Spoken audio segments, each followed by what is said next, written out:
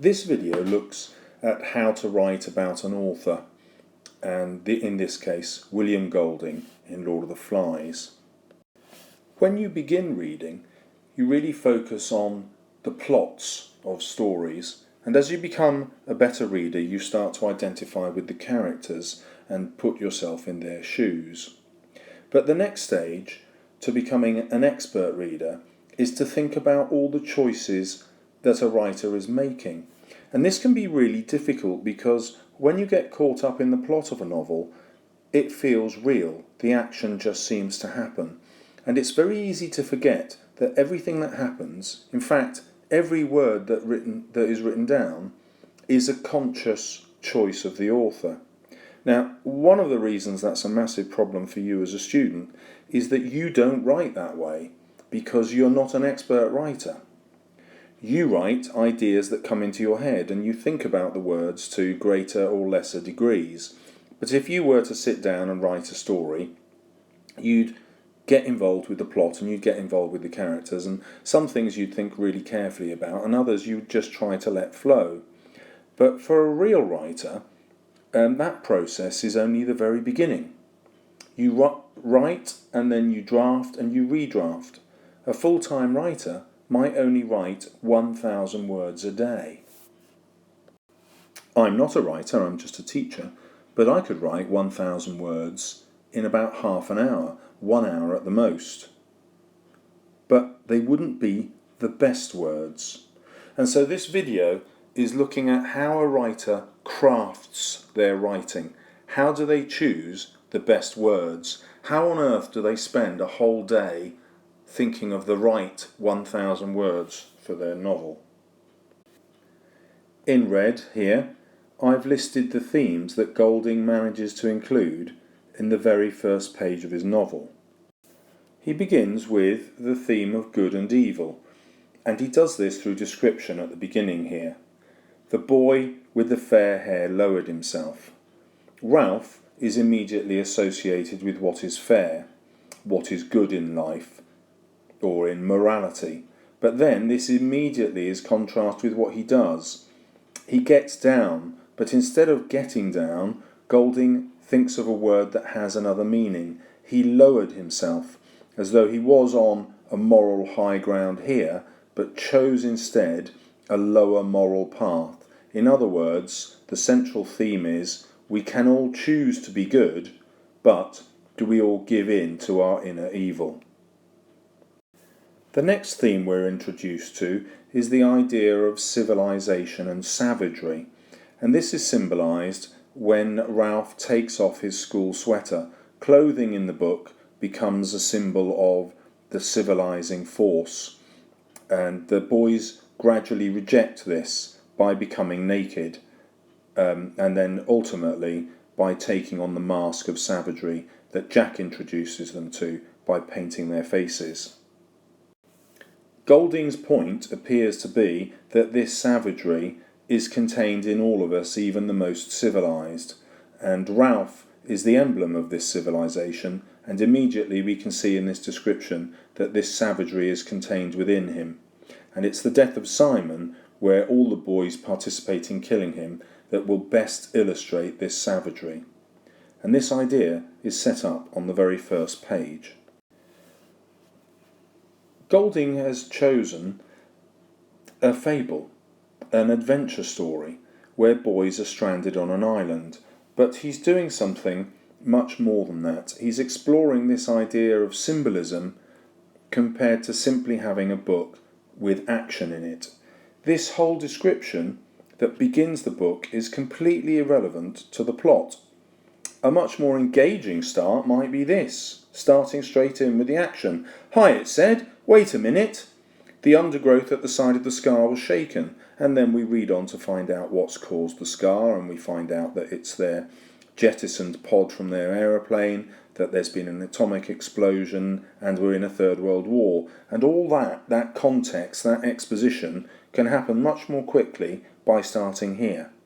But Golding deliberately rejects that, and he says, no, this novel has to be read symbolically. You have to pay real attention to my description because it's important.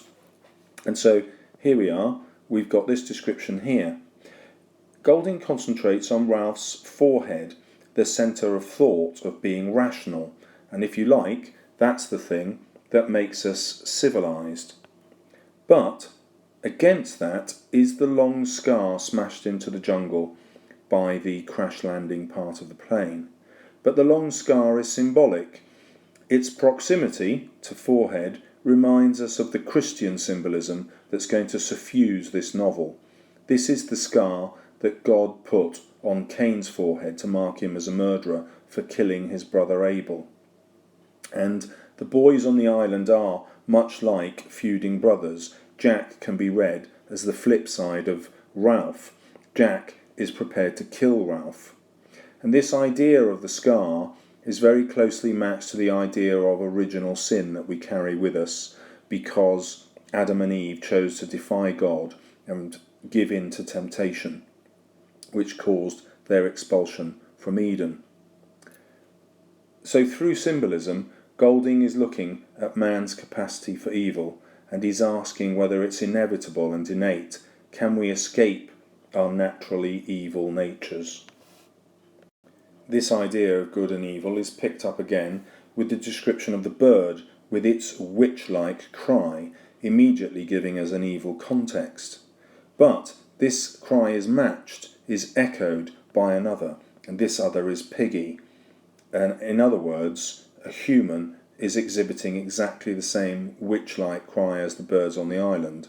Symbolically, this suggests that we are both equally potentially evil, and that mankind is just a short step away from being exactly the same as an animal. We respond with the same instincts. Again, Golding demands to be read symbolically. He refers immediately to the scar again to point out the symbolic nature of his writing. Here, a multitude of raindrops fell pattering. This is a device called pathetic fallacy, which you're probably familiar with, where the weather or the surrounding area seems to be affected by the mood of the characters. But in this case it's more subtle than that. The mood of the character here could be the unseen one, God, because one of the questions Golding is asking is, does God operate in this world to allow evil, or is there an absence of God, and that's why evil has power in the world? Here, the pattering raindrops might represent the feelings that the boys keep hidden, or they might represent the tears of God looking at this atomic war that man has created because of his evil nature. Golding is also a teacher in a grammar school in Salisbury, and one of the great benefits of a grammar school is that it rewards people for merit. It doesn't matter what class they come from. If they're intelligent enough to get through the 11 plus test, then they get this higher level of education that propels them towards university and much better career in later life. This idea of social mobility is really profound in the 1950s. You'll see that the Conservative government that won the Second World War was actually voted out of power by many people across the country. It was almost a revolution demanding that people should be rewarded for their merits, and we voted in a Labour government to do that. But the novel seems to show that meritocracy doesn't work. We're just about to be introduced to this character here called Piggy, who's by far the most intelligent person on the island. But he never rises to prominence, and one of the reasons for that is because of his class. He is a working class character. And then the final theme I want to concentrate here is this idea of democracy and dictatorship that Golding explores continually during the novel. And one of the ways he does this on the first page is through its title, The Sound of the Shell. The shell is the conch which is going to become the symbol for democracy, because through the shell everyone gets their say. People can put forward points of view and there can be a democratic election to see which view is going to prevail. Golding does this in order to show us that the shell is the most important part of this chapter, which is very strange considering the chapter is actually detailing the wreckage and death of dozens of boys in that wreckage in the middle of an atomic war.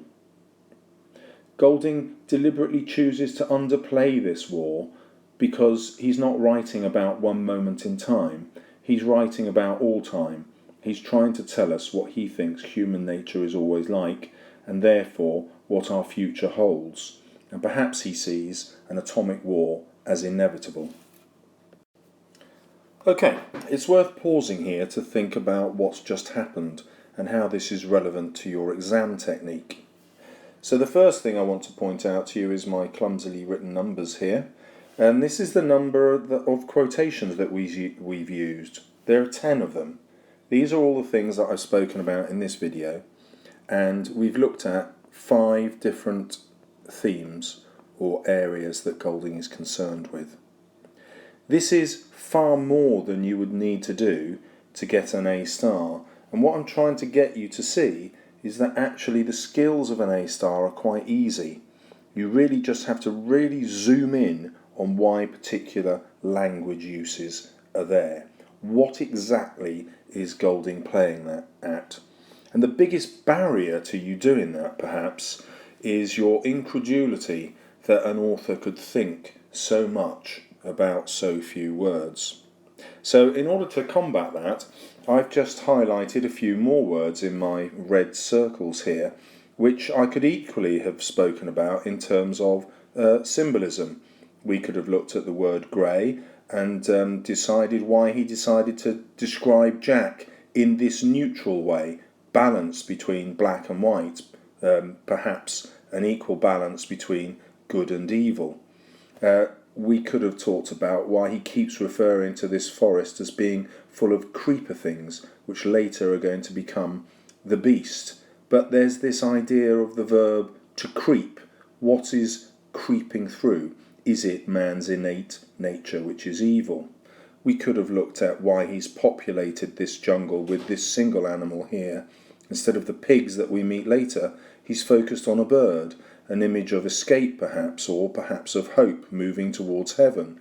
Is he suggesting that mankind is capable of goodness and can escape his evil nature? And this might be emphasised by the words upwards. We are able to escape our evil, or we could contrast this movement upwards with what is moving up, the witch-like cry. In other words, what is symbolically evil, the witch-like cry, is being sent upwards towards heaven. Evil is attacking heaven, and perhaps evil will win. To add more weight to that, instead of it just being called the dense jungle, he talks about the undergrowth, things that are growing under, which mimics the movement that Ralph gave us earlier. He's lowering himself. So this idea that instead of moving towards heaven, we're moving towards hell. Instead of moving towards good, we're moving towards evil.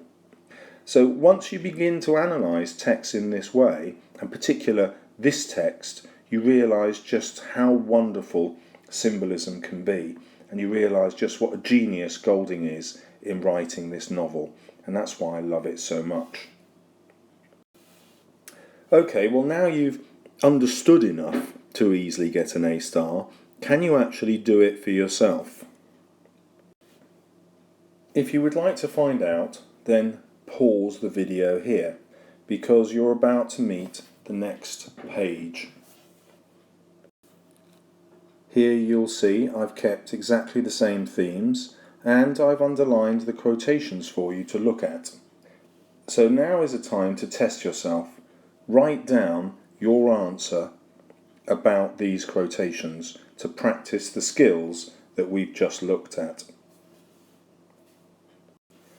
An A-star answer, of course, wouldn't need you to consider every single one of these themes, but let's see how you did. Again, we've got the repetition of this idea of the boy being fair, which is always linked to the possibility that his goodness is most obvious. And Golding is asking, whether the boys are inherently good, or whether Ralph is, or whether we all carry inherent evil with us. He has a microcosm here, so that the boys on the island become a microcosm for England, in the same way that the jungle is a microcosm for the home counties. But if the home counties are like a jungle, we can quickly see what Golding is suggesting about what is, in theory, the best of Britain, and certainly the most upper class area of Britain. He's actually suggesting that perhaps they're all evil underneath, and so this idea of Britishness is undermined. We then have Piggy's choice of language here. I can't hardly move. Golding has deliberately made Piggy the only working class character in the novel, and he's somebody that Golding is going to kill off, remember. And who's going to kill him off? Well, very likely it's the boys from the home counties, the upper classes. All of Jack's hunters come from a private school, who are also a music school. They're part of the choir, choristers, chosen for their musical abilities. They're the ones who are the most likely to kill. They are Jack's hunters. Then we've got the idea of nakedness. Are we born innocent in the world just as we are born naked into it? Are we perhaps innately good? This is another question that the novel answers. Is it only the fact that this society has been at war that produces the evil instincts on the boys? Or is it the other way around? Is it because we're all naturally evil that war becomes inevitable? And that's a fundamental question that the book asks. Then we've got the Christian symbolism again here. It reminds us of the description of Jesus with the crown of thorns as he's crucified on the cross. Now, Jesus, of course, dies to save us, just as Simon tries to save the boys and is killed for it. Is this an ironic death, or is Golding suggesting that salvation is actually possible? When you look at the ending of the novel, you see this idea of the Deus Ex Machina, something that writers used to do when they were writing plays, where the gods would suddenly appear, or angels would suddenly appear to settle things, and the evil would be punished and the good rewarded. Is that what happens at the end of the novel, where the fire suddenly brings this sailor, the naval officer, dressed in white, apparently to save the boys? We've got this idea of religious symbolism again, picked up in the looking up motion that Piggy exhibits here. Are they moving towards goodness and God and heaven? Then we've got the idea of Piggy's intelligence symbolised through his spectacles. Logically, he might be the best person to lead them. He's always practical. However, he is the last person that the boys would consider. And then, finally down here, perhaps there aren't any grown-ups anywhere. Yes, that's literally true of the island, which means the boys become a microcosm for adult society. The world of war is transposed onto the island, but something deeper might be going on here. Perhaps this is a statement about life in general. Actually, we're never grown up, we never become wholly good.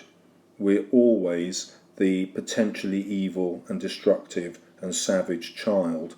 And perhaps Golding is looking at the world of war and saying, actually, we are not a grown-up society. Look what we've done.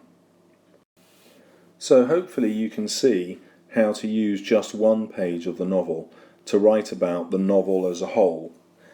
I'm always focusing on these themes here when I talk about each of the quotations, and this forces the examiner to give me an A star, because whatever exam board you're doing, once you start dealing with the author's ideas, you're automatically into the A grade, at the very worst case a top B. And if you deal with quite so many ideas, it's impossible not to reward you for it. 2 or 3 would definitely get you the A, and I would suggest 3 or 4 would definitely get you the A star.